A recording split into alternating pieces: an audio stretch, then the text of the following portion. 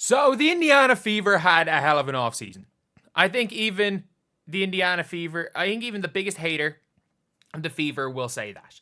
They had a hell of an offseason. And today, they released something, and it is everything you need to know about free agency. So, they got Kelsey Mitchell, they signed 5 new players, and they signed someone who's going to be cut in training camp. Which is all good. Signed 5 new players, and yeah, let's take a watch of this. Take a watch right now, and let's see what is being said. So let's watch this. It's a 9-minute long video, so let's take a look. The Indiana Fever just wrapped up their busiest and most successful free agency period ever. Well, yeah, they couldn't get any free agents. Last year, 2 years ago, they were stuck so much at the minimum salary. They gave Erica Wheeler a max contract. They literally made Erica Wheeler the highest paid player in the WNBA. And that is a thing. That is a thing that the Indiana Fever did. After a historic 2024 season set the foundation for the future of the franchise, Kelly Krauskopf and Amber Cox quickly began building.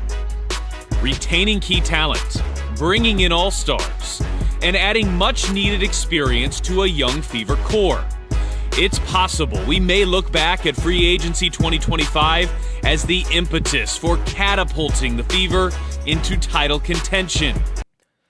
No. The reason why the Fever are in title contention, let's be honest, the reason why the Fever are in title contention is because they very much looked into the 2023 first overall pick because they didn't get first. There was nothing. I'm sorry. I like Diamond Miller. I think she'll be a lot better. She'll have a good career, even though she obviously struggled last season, didn't play much for Minnesota. And I really like, what's her name? Maddie Siegrist as a player. But unless you got the number 1 pick in that draft, you were not getting a guaranteed all-star. And then in the case of the other, 2024 draft, to be honest, if you didn't get Caitlin Clark, you'd be a poverty franchise and probably have paired up Camila Cardoso with Aaliyah Boston and won 8 games last year. Maybe won 14 games last year. Maybe been that 9th seed. So let's take a look at how we got here and where the Fever stand.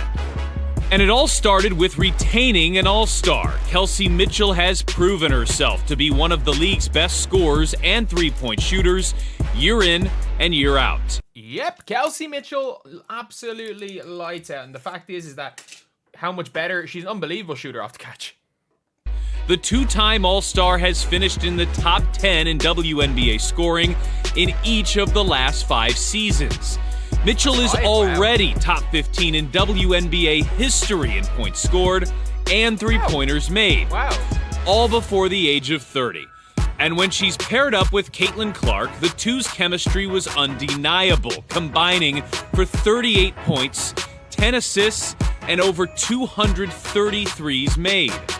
I love the combination of 10 assists in the combination. They both scored 19.2 points per game exactly. But my favorite, genuinely my favorite thing there was the 10 assists. It's like how Kobe and Kwame Brown in 2006 in that one game combined for 82 points. They combined for 82. Kwame with his 1 point. With the backcourt locked down and Aaliyah Boston in the middle, the Fever front office looked toward the wings. Let's start with the most experienced postseason player in WNBA history, Jeez, didn't know that. DeWanna Bonner.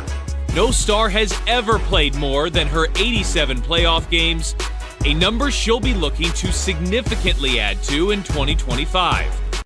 And she got to, she literally played in Game 5 of a semifinals last year. So she's someone who was doing really, really well. It was something really, she did really well last year's playoffs. And to be fair, she had one of her best seasons in a long time last year. Bonner is a 2-time WNBA champion and a 6-time All-Star who is 4th all-time in scoring and 9th all-time in rebounding. But her best days aren't behind her. Bonner is still playing at an extremely high level, entering season number 16. In fact, she was named an All-Star in each of her last 2 seasons and got MVP vote recognition just last season. I'm just putting this out right now. whoever voted, there were some mad votes. Whoever voted Dearica Hamby, Angel Reese, and DeWanna Bonner in their top 5 for MVP needs their votes rescinded. Like, they need their votes rescinded. I understand Sabrina. I understand Alyssa Thomas. I understand. Heck, I even understand. Oh, I don't understand Enrique. But whoever voted for Hamby, Bonner, or Angel Reese as in their top 5 needs their votes rescinded. And while Indiana is new to her, this coaching staff is not. She spent the last 2 seasons with Stephanie White, Dawson Kelly, and Keith Porter.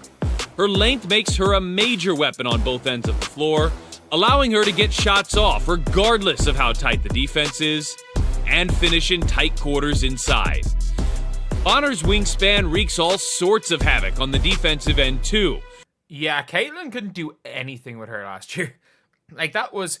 In fairness, though, at the same time, like, Caitlin was bricking wide open shots after getting hit in the eye, but she still struggled a lot on DeWanna Bonner last year.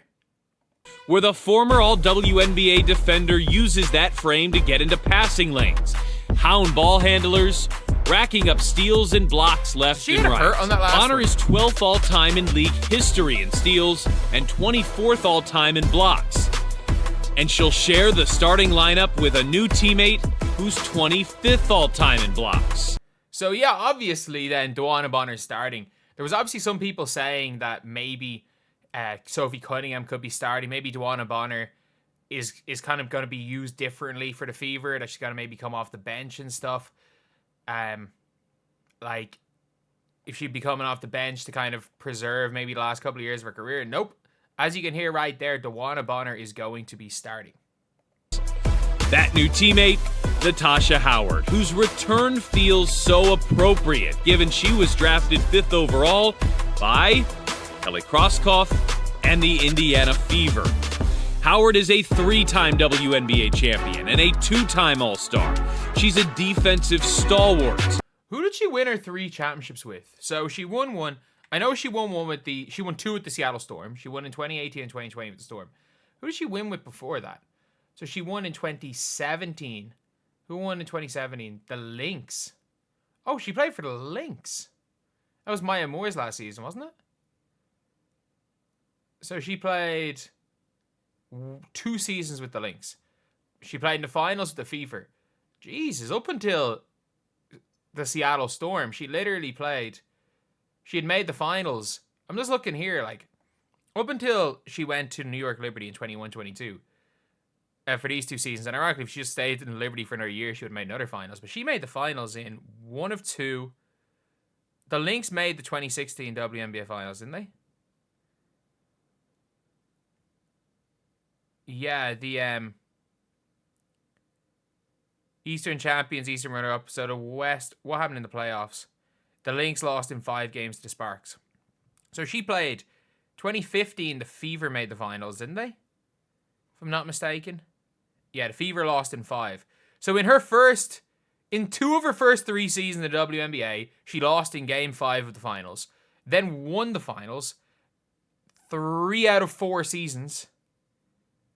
Wow. So she played in the finals 1, 2, 3, 4, 5 times in her first 7 seasons in the league. She played in the finals 5 times. That's mental. A former Defensive Player of the Year with Defensive Player of the Year votes in 3 seasons. Last year, with a minimum of 25 games played, Natasha Howard was one of just 13 players to average 18 points per game. She was one of 16 players to average 7 rebounds per game. She also forgot how to play defense, so we do hope the defense comes back next year. And the list of players to average both 18 and 7 last year, shorts and elites. Asia Wilson, Breanna Stewart, Nafisa Collier, Brittany Griner, and yes, Natasha Howard. Howard shares the front court with emerging defensive star Aaliyah Boston, forming... Defensive star Aaliyah Boston? I wouldn't go that far. She didn't really guard many bigs, and to be fair, like, a lot of bigs had their season games of the season against Aaliyah last year. A formidable rim protection duo, but on offense, her game should sync with Caitlin Clark extremely well. Yep. There's no guard better at finding her teammates in the open floor than Clark, and Howard's signature skill is her rim running, appropriately providing her the nickname Flash. Now, this alone would qualify as one of the best free agencies in league history, but the improvements and additions kept on coming, including one of the fiercest competitors in the league, Sophie Cunningham, who They've got their enforcer in Sophie Cunningham. That's for sure. has earned a reputation as one of the toughest players in the WNBA, Got their enforcer. capable of injecting energy into the game and into her teammates. On offense, Cunningham is a floor spacer and a deep shot maker. Each of her last 3 seasons, she's finished top 20 in the WNBA in threes made per minute on the floor among qualified players, and she will join a backcourt that features 2 of the top 5 three-point shot makers from a year ago, Caitlin Clark and Kelsey Mitchell. I can see potentially her being the best bench player in the WNBA. For me, if Maureen Johannes comes back, the best bench player for me is probably going to be between Maureen Johannes, Sophie Cunningham, and Elizabeth Williams for Chicago. I think they're probably going to be the real players that are going to compete for that 6th Woman of the Year. Unless, of course, like Walker Kimbrough hoops for Atlanta, which could work as well, which she could be in that conversation too. And on defense, she's capable of guarding 1 through 4, bringing much-needed versatility to the Fever on the defensive end of the floor. A young team can never have too much leadership and experience. The Fever also welcomed in an on and off the court favorite, Sydney Colson, who seemed destined to join the Fever at some point in her career. In fact, she won the 2011 National Championship right here at Gainbridge Fieldhouse. Spending her last 3 seasons in Las Vegas has meant she's been a part of numerous deep playoff runs. And in fairness to Colson, like, one thing I really like the Colson,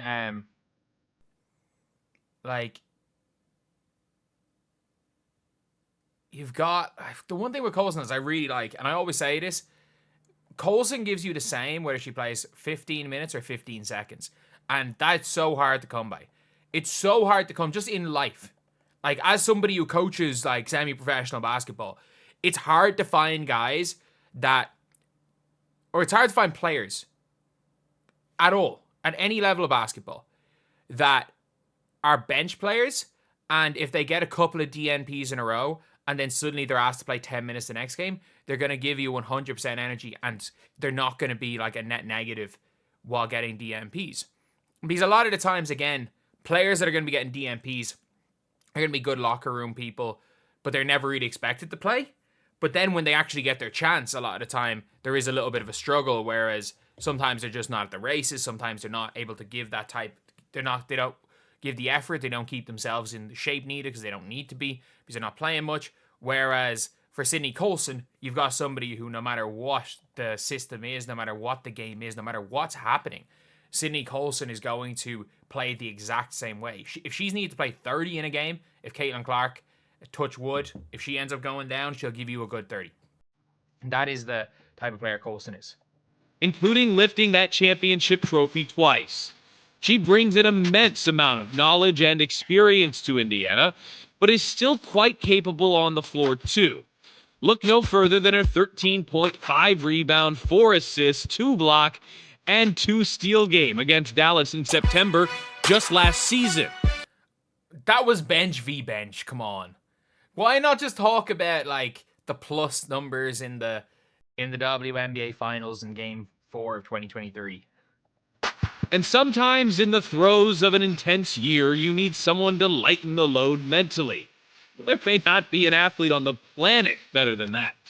Fair. And finally, some front court defense, rim protection. I love how, again, they said finally, while not talking about Jaylen Brown, because Jaylen Brown is not going to make the team. We can be honest here. She's going to be given a shot in preseason. Unless she beats out, she's going to have to beat out the draft pick. And because of her age, she has to be way better than the draft pick. Protection and rebounding in Breanna Turner. The 6-year pro has made the WNBA's first team all-defense twice in her career, putting her in exclusive company. She's one of just 10 active players to make first team all-defense multiple times in her career. and she'll be teammates with another in Natasha Howard. Turner finished 4th in Defensive Player of the Year voting in 2020 and finished 3rd in 2021. Rim protection is what Turner does best. She finished 2nd in the league in blocks in 2020 and 4th in 2022. Like, that's the thing with her, is that this team really does need...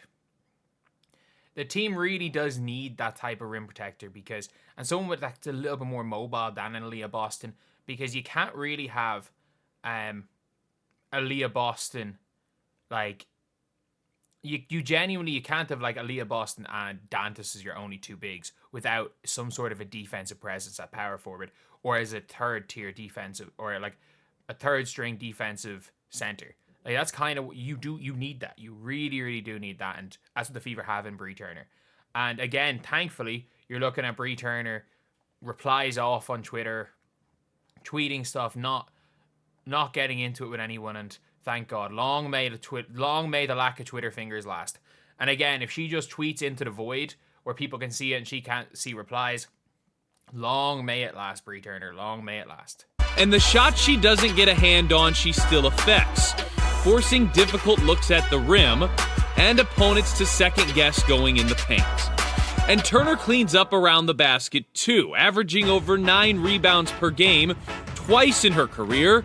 In 2021, she was the WNBA's 6th best rebounder per minute on the floor. Add it all up, and the Fever retained and signed players with a combined 10 All-Star appearances and 7 WNBA championships. The Fever last season were 3rd in the league offensively.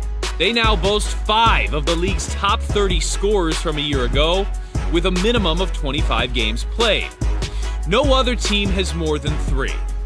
There will be an abundance of options for Caitlin Clark, the league's leading assister from last season.